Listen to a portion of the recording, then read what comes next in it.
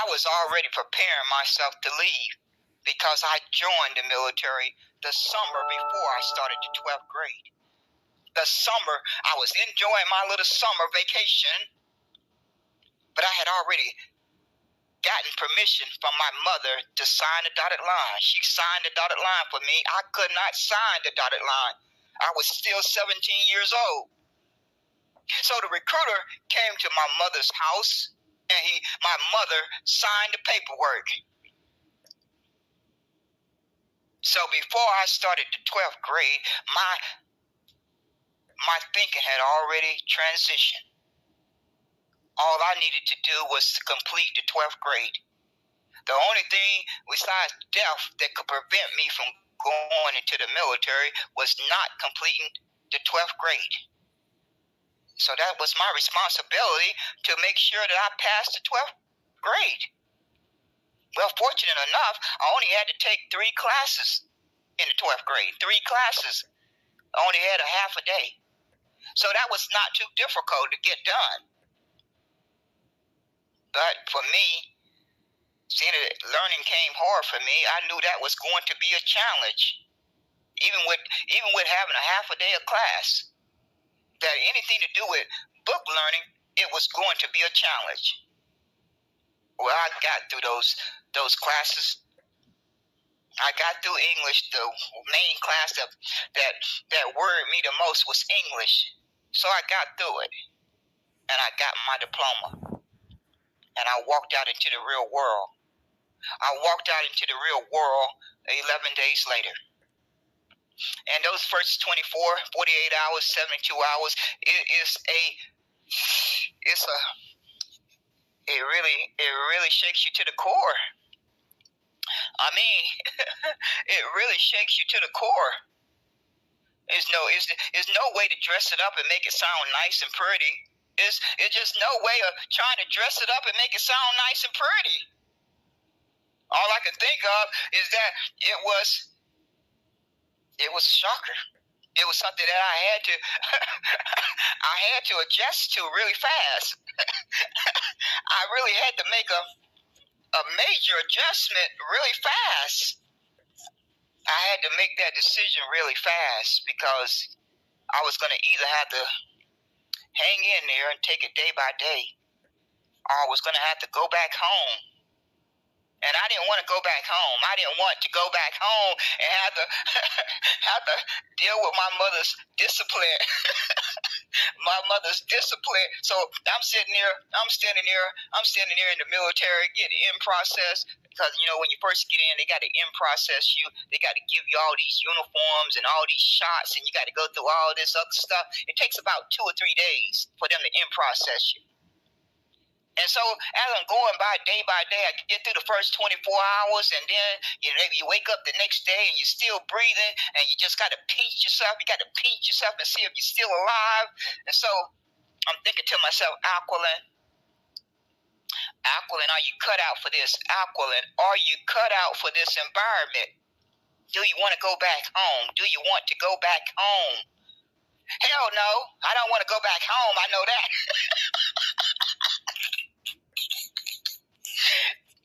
Hell no, I'm not going back home. That I was able to answer really quick.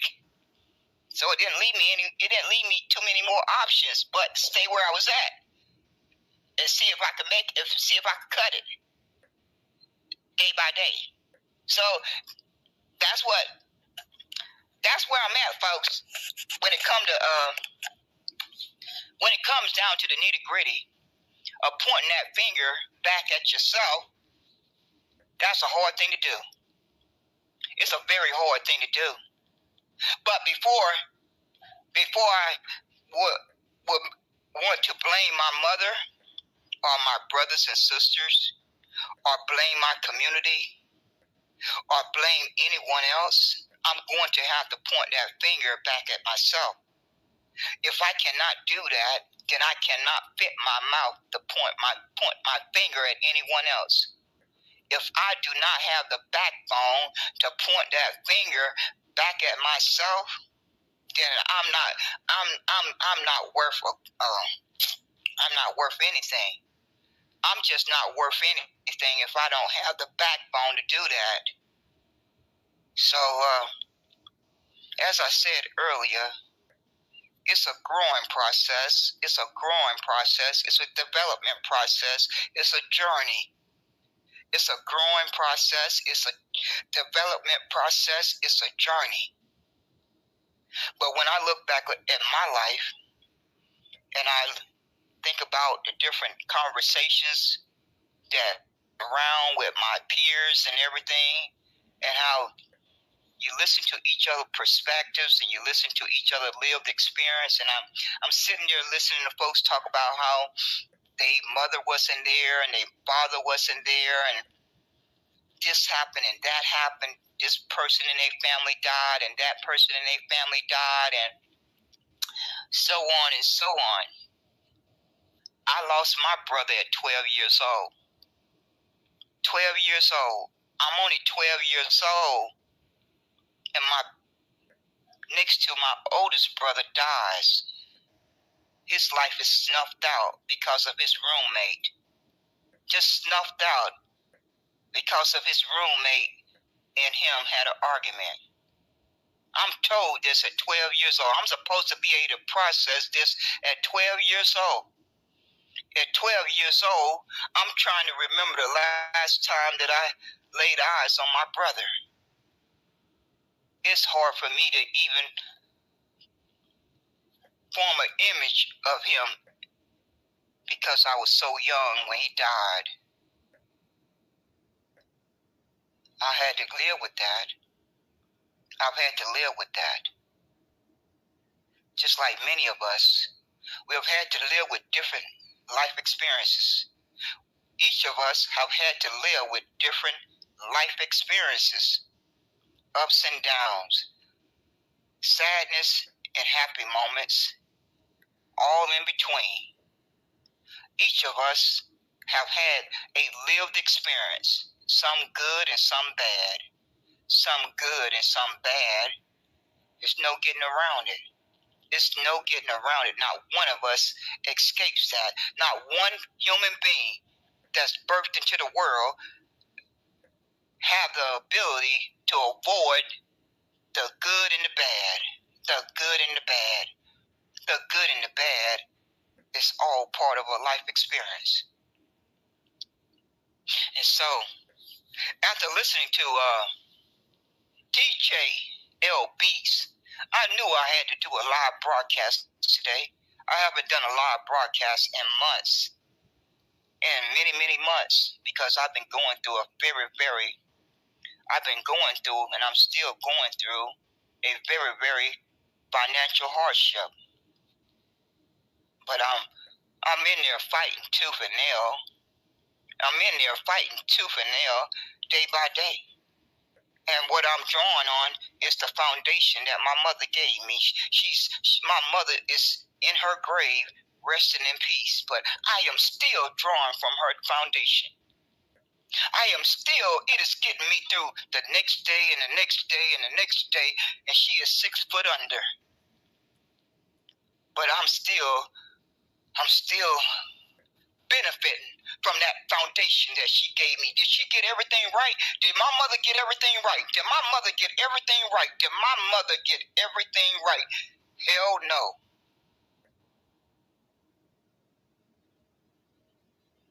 But in my eyes, my mother got everything right.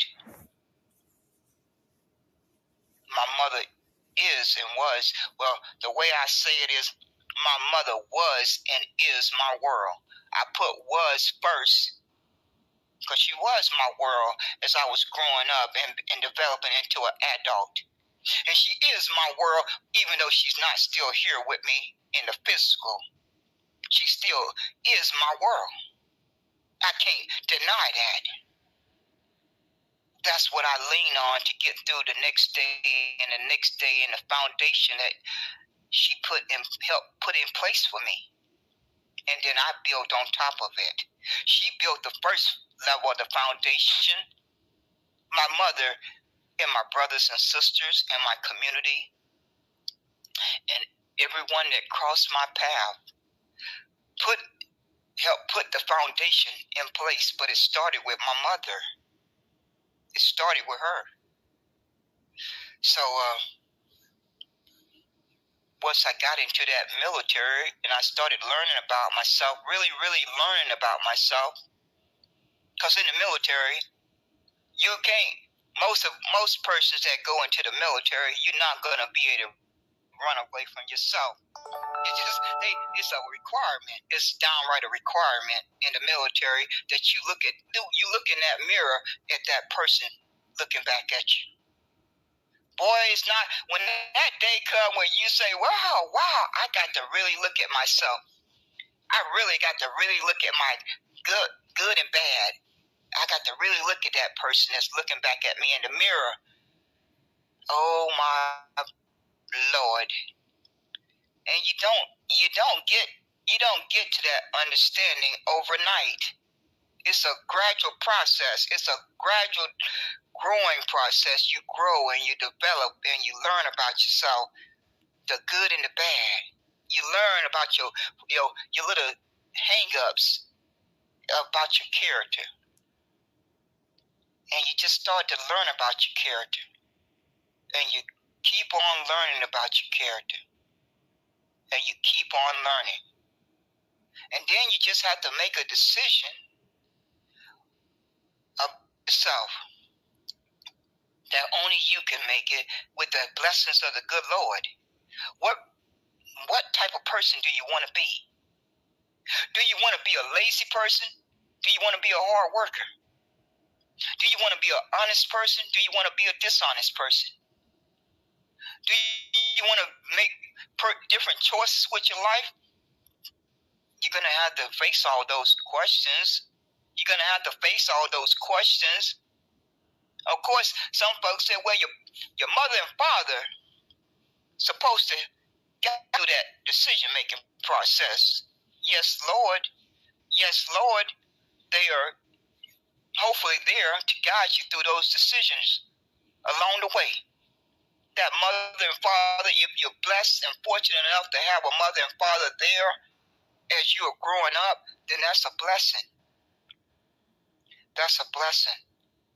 I learned, it took me all the way into 2014, just before my mother died, to really learn that I read this book called The Purpose-Driven Life. Some of you may know of that book. It's titled The Purpose-Driven Life. What am I here for? I think that's the way the title goes. I read it. It's been a while. I've read it a couple times. I played the audio on Clubhouse and Fanbase. I think I did not play it over here, but I think I played it on Clubhouse. I may not have played it on Fanbase, but I played the whole audio book. I read the book 2 times at least, and it was titled The Purpose-Driven Life Book. What am I here for? Once I read that book, I started going back in my memory over my life, thinking about different memories. And when I read that book, it told me that God, the Heavenly Father, specially pick out your mother and father, especially for you. That God, the Heavenly Father, specially select your mother and father. And as I kept reading that part of the book over and over and over and over, it made me start thinking about my mother. Of course, I'm going to think about her because my mother was a single parent. She raised her 7 kids by herself. She had a proposal to get married, but she turned it down. She sat us down and told us about it. She gathered us all in the kitchen and she sat us down and she explained to us that she had to make a difficult decision not to get married and bring a male person into the household. And the way she had explained it to us that we had grown up most of our life only having one person tell us what to do. One person tell us what to do, and that was her. So by the time my mother received this engagement offer, most of us was quite old. At the time, as a young child, you don't quite fully understand it.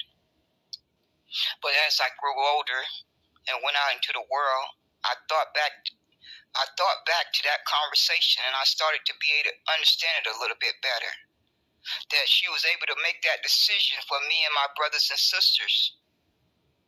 I can't tell you that I fully understand how she came to that decision, but as I got older, I was able to make a little bit more sense of it than I did when I can't remember how old I was when she told me. I just cannot seem to remember that. I'm going to say that I was definitely over 12 years old, because that was when my brother died. So I was definitely over 12 years old. So it had to happen somewhere between 13 and 18 years old. But anyway, when I read that Purpose-Driven Life book, it told me that God especially picked out my mother and father. And being that I was a child that grew up without a father, that part in the book really made me pause. I'm thinking to myself, Aquilin, you have never met your father. How do you feel about that, Aquilin? Are you angry? Do you blame your mother? Do you blame this person or that person? Aquilin, can you answer that question?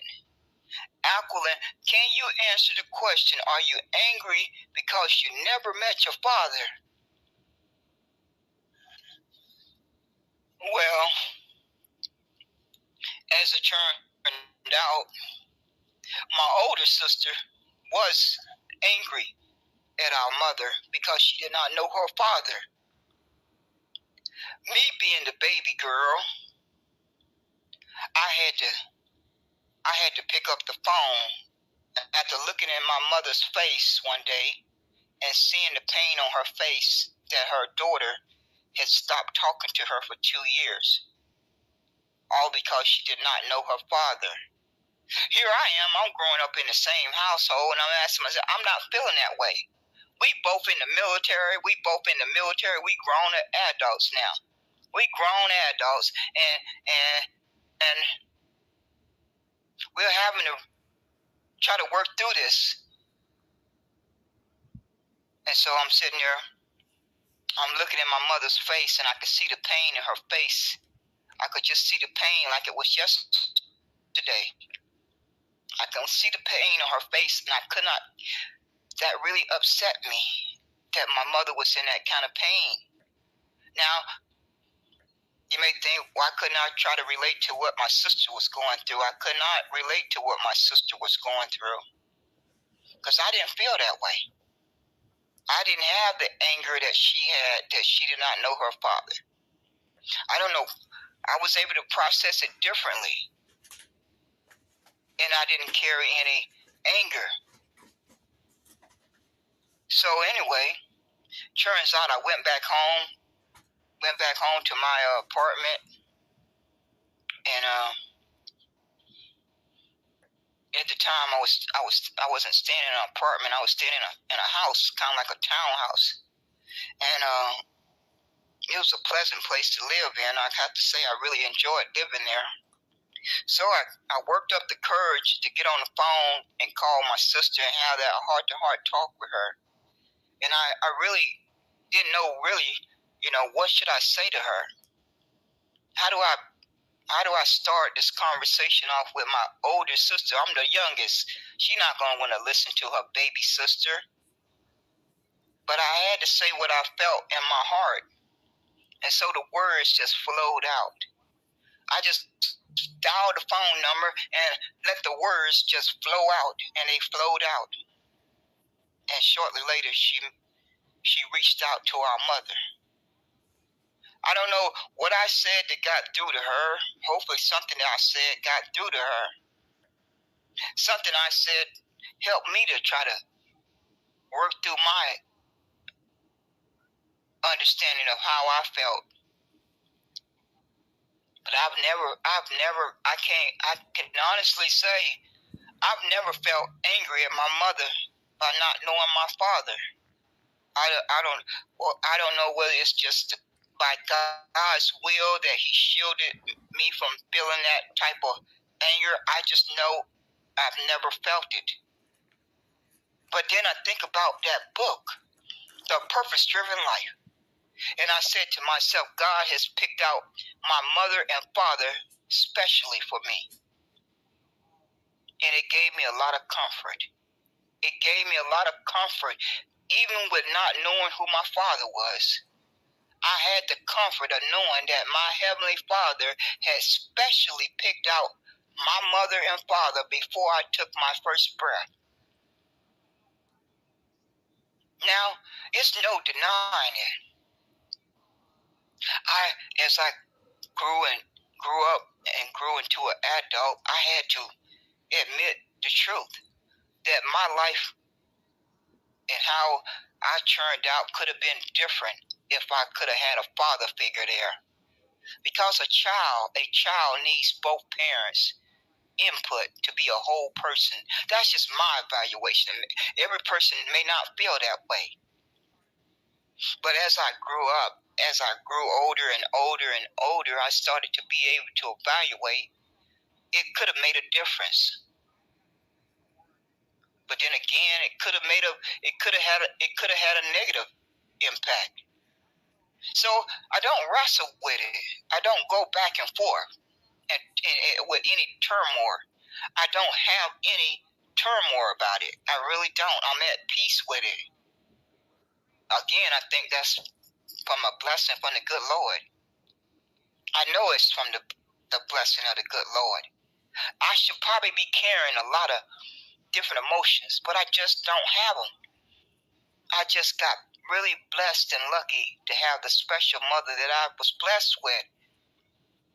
I was really lucky and blessed to have the special mother that my Heavenly Father picked out for me. And maybe someday, if it's meant to be, I will find out who that father is. But if it's not meant to be, then I can't beat myself up. And I'm certainly not going to blame my mother. I'm very, very protective of my mother. It's always been that way. I think me and my sisters and brothers, we all have that inside of us. We would go to battle against each other if one of us was doing something to hurt our mother. I mean, we would literally fight each other if one of us did something to hurt our mother. We didn't play around when it came to mom. We did not play around. We would literally beat each other up. And we had quite a few fights because of that. But we got through it. But anyway, that book, The Purpose-Driven Life, really, really, really gave me a wealth of understanding. It gave me a wealth of understanding. And I thank my best friend of 30 years that constantly kept on pressuring me. She kept on pressuring me to read that book. I finally decided to read it with her. I didn't want to. I didn't really want to read the darn book. But she kept on pressuring me. And finally, in 2014, I sat down and started reading the book with her. We both had the book. And she, she wanted to read the book with someone else at the same time so we could talk about it. But anyway, that's why I'm so angry today with DJ L Beats. And for the past 2 years, I've been on these social media apps. Up until then, I didn't really engage in a lot of conversations that talked about this topic of blaming generations before you. I guess it all depends on your environment and your lived experience and those around you that help to shape you and shape your perspective and your mindset. A lot of variables come to play. A lot of variables come into play. And I guess again, I don't blame the generations before me. Not one day have I woken up. Not one day in my life in 62 years have I woke up and blamed the generation before me. It never crossed my mind in my thoughts. I just never had it. I believe that it's good to look back at the generation before you and try to learn from whatever they went through, the good and the bad, the good and the bad, the good and the bad. Try to learn from those that came before you. It's hard to do. It's very hard to do. You got to really be committed to. You have to really be committed to doing it. You got to really want to do it. You have to really desire it, have a passion for it, and be able to have respect.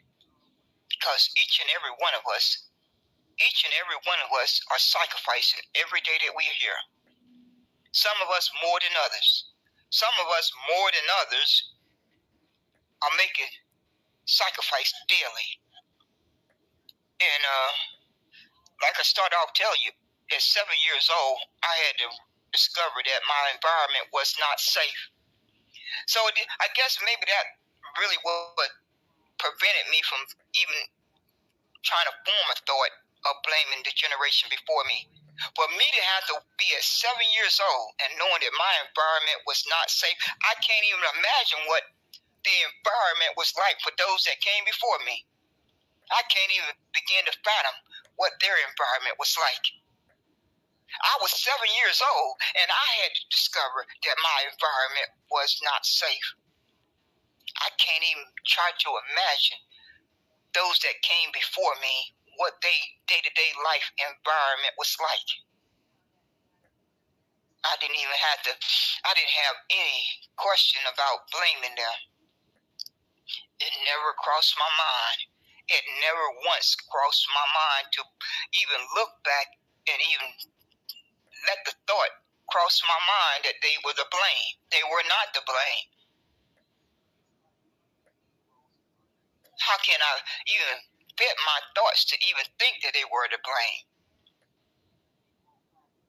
See, it all boils down for me, I can say, for your development, your environment is all a lot comes into play. A lot comes into play to your development and your environment. Who knows how much trauma and scars were passed down to your mother and father who conceived you that may have had an impact on their development.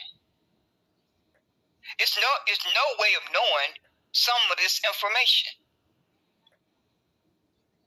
It's no way of knowing what that person's lived experience was before they conceived you and to the world. It's no way of knowing what their personal, individual lived experience was like, or their environment that shaped them. It's no way of knowing that unless you have a crystal ball, I guess. Unless you get the information from heaven, from God. It's no way of knowing that. You're just playing a guessing game. I mean, I could have made an attempt to question my mother and ask her to tell me who my father was. I could have did that. I had the ability to ask that question. I made a personal choice not to ask that question because I was more concerned about the pain that my mother would feel from me asking that question. Because I had already grown up and bear witness to the sacrifice that my mother made for me and my sisters and brothers. I watched it day by day. I watched it day by day of the sacrifice that she made. Do that excuse her for everything, every decision that she has made in life? No, that's not for me to say. That's left up to God. That's God's decision. Long as my mother made sure that she did her absolute best above and beyond to make sure that her children were safe and were fed and were clothed and had a roof over their head, I can't ask for more than that. And she checked every one of those boxes. She checked every one of those boxes every day. She made sure her children were safe. Even though we grew up in the projects, and that was a hard job. That was a hard job for a single mother to try to raise 7 kids in the projects. But I spent the first 9 years of my life growing up in the projects. I can't even imagine what that was like for my mother to have to try to raise 7 kids and try to make sure that they are safe. I can't even begin to imagine what it's like. I do remember her constantly saying, as we were growing up, she wanted to get us out the projects. She constantly sat us down and talked to us about that. She said over and over and over, I am going to work 2 and 3 jobs to get my kids out of the projects. And she did it in 71. She accomplished that goal. I can remember those conversations like they were yesterday. She said, I'm going to get off of welfare and I'm going to get my 7 kids out of the projects, because she knew we were not in a safe environment. She knew that better than we did. She clearly knew that her 7 kids were not in a safe environment. That was her number 1 priority. That was her number 1 priority. I can remember it like it was yesterday. But I still cannot even imagine what she went through. I didn't walk in her shoes. I was just a child. I can't even begin to imagine what she went through. So here we are. As adults, it's very easy to point the finger at someone else. It's very hard to point the finger back at yourself. It's very, very, very easy to point the finger at someone else. It's very, very hard to point the finger at yourself. But on top of all of that, the environment has been the main enemy of the brown-skinned person, of Negroes and Negro descendants, and all brown-skinned person. If you happen to be birthed into the world with brown skin, whether you were birthed in America or somewhere in the world, you were going to be mistreated. That environment was already in place before most of us took our first breath. That evil, sick environment was already developed before most of us took our first breath. It just started being developed before we came into the world. We didn't have any control over it. We didn't have 1 ounce of control of that environment that was being developed before we were born. We just happened to be blessed to be born into the world. And depending on where you were born, depending on your environment, depending on where you were born and where you grew up at, of that environment that you were birthed into. And as you grew up in that environment, it was shaping you every single day. Every single day of your life, your environment was shaping you, along with the family and family structure around you. So you got two separate structures that you are growing up in.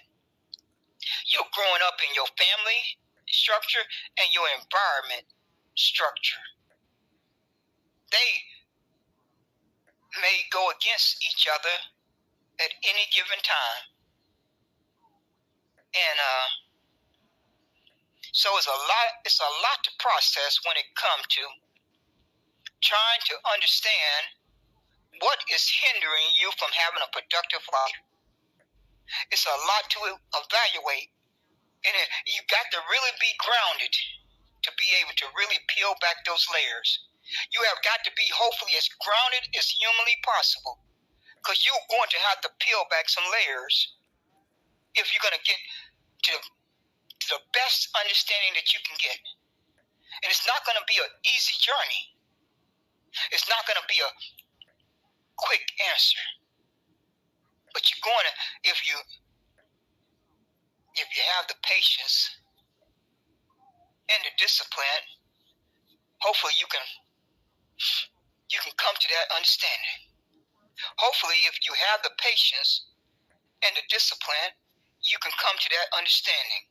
You can take that journey and you can grow and you can develop and you can take that journey to learn and understand about yourself and about the lived experience that you have endured. It's not going to be no quick answer.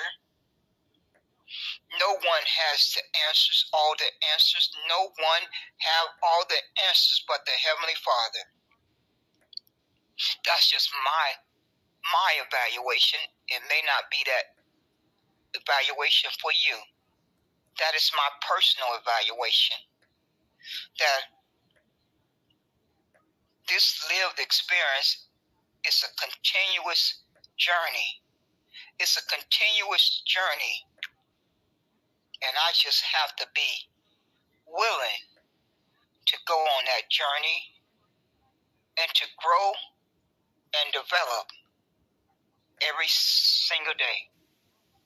I have to be willing to grow and develop every single day to be the best human being that I can be. The happy human being that I want to be, and be strong enough to face the ups and downs. I want to be happy. We all want to be happy. But I also have to be strong enough to face the ups and downs, the good and the bad. I have to be strong enough to face that. Otherwise, I cannot have a productive life. It's not going to just be one way.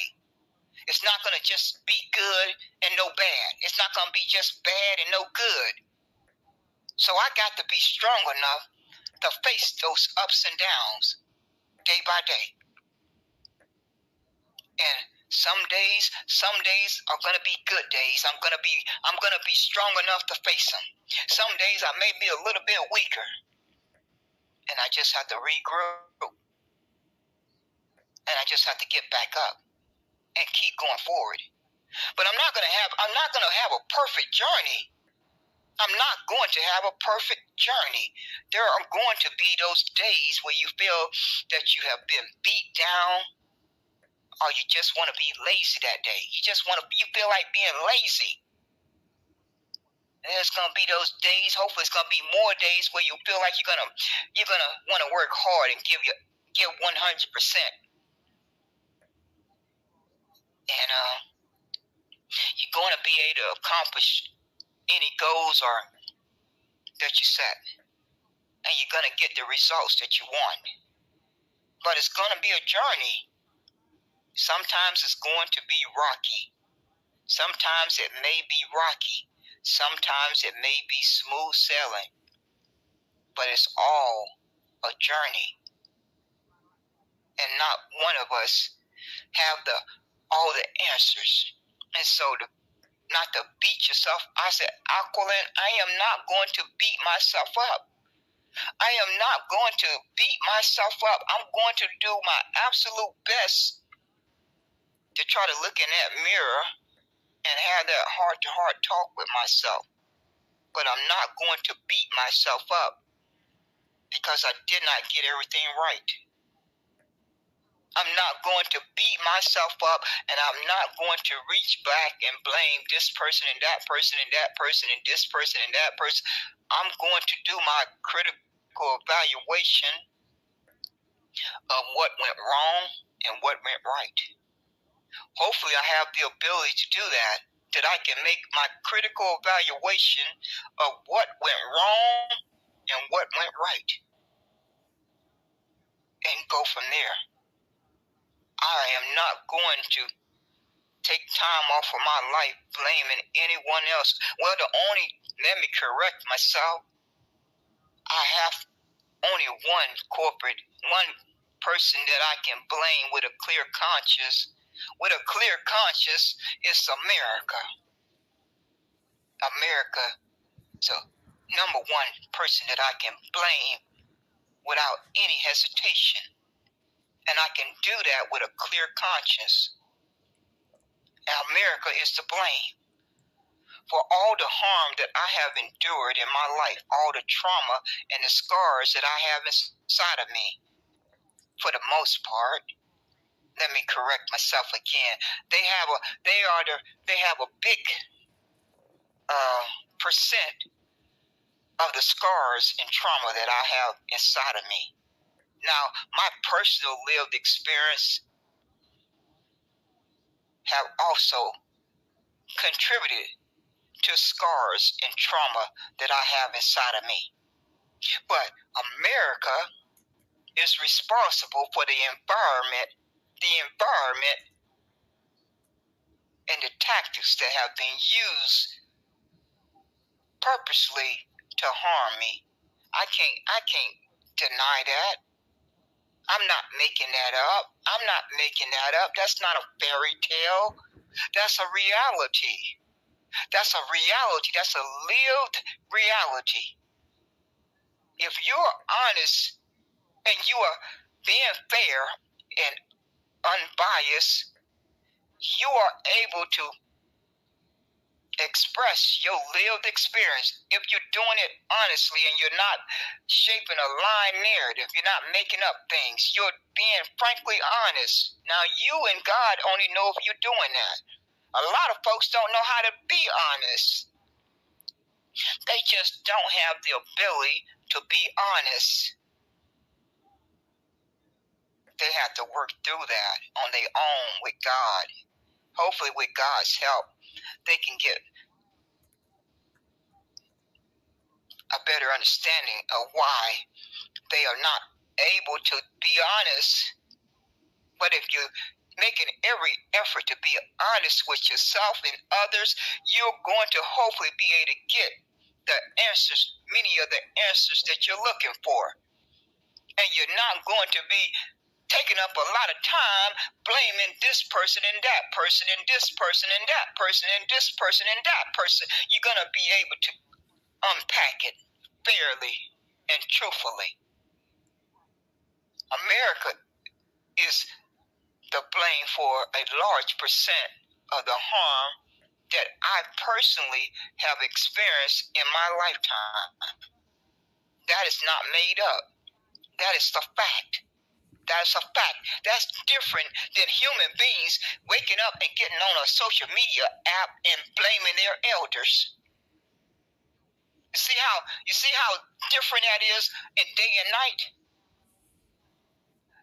And being completely fair and honest about your evaluation and unbiased as much as humanly possible. We all human beings and we flawed. But if you're making a conscious effort to be truthful, you're not going to get on a public app and blame no elders for whatever blame that you feel that you want to blame them for. Because, I mean, it starts with you in the mirror. And by the time you get done with yourself in the mirror, you ain't going to have much blame to go around. It's just that simple. I just left that part for last. I kind of left that part for last. By the time you get done pointing that finger back at yourself and putting a good percent of that blame on yourself, it ain't going to be much left to go around. I mean, I got America and I got myself. I don't really have much more to go around to anyone else that I could think of. I'm just being frankly honest with you. America is number one, and myself. I don't have a third and a fourth and a fifth. I just don't. I just don't. That's just me. I can't speak for anyone else. I just have one and two. I just have one and two. America number one, myself number two. So I thought it was very, very it set a poor example for those adults to get on a public app and fit their mouth to blame the elders. They're going to have to answer for that. When you are an adult and you mature, everything that we do and say, we're going to answer to it one day. We need to really start thinking about what we do and say, because we're going to have to answer for it someday. And so for those adults that got on the public app today and blamed the baby boomers and the elders and called them a traitor, I think you're going to have to do some soul searching, and you're going to have to answer to it one day. How you choose to have your come to Jesus moment and ask for redemption, that's between you and God, or whoever you believe in or not believe in. That's between you and whoever else that you put any trust or faith into. But you're going to have to answer for it. I personally am going to have to answer for everything that I have ever said or done. I constantly remind myself of that. I constantly remind myself. I say, Aquilin, you are going to have to answer for everything that you have ever said or done every single day that you was on this earth. So it would be advisable for us as adults to remind each other of that. See, I think the bottom line is a lot of folks, they are waking up and realizing that things are really bad right now. Things are really bad. Things are really bad. And things are going to stay bad if you don't know your numbers. Out of all the hours that I was listening to that space, nobody once mentioned that you need to gather your number count.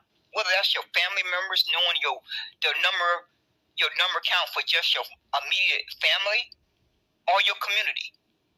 But no, folks are too busy not wanting to call each other out because they like this person. They don't like that person. They like this person. They don't like that person. They ain't gonna call out the person they like. If they hear the person that they like say something that needs to be corrected, they're not gonna say anything. They're gonna sit there silently and not say one word because they like that person. They like that person. They rub elbows with that person. That person is their friend. Folks was DJ L Beats were talking about name names. He didn't have a problem naming who he didn't have a problem giving his names, but when other persons gave their names, he had pushback.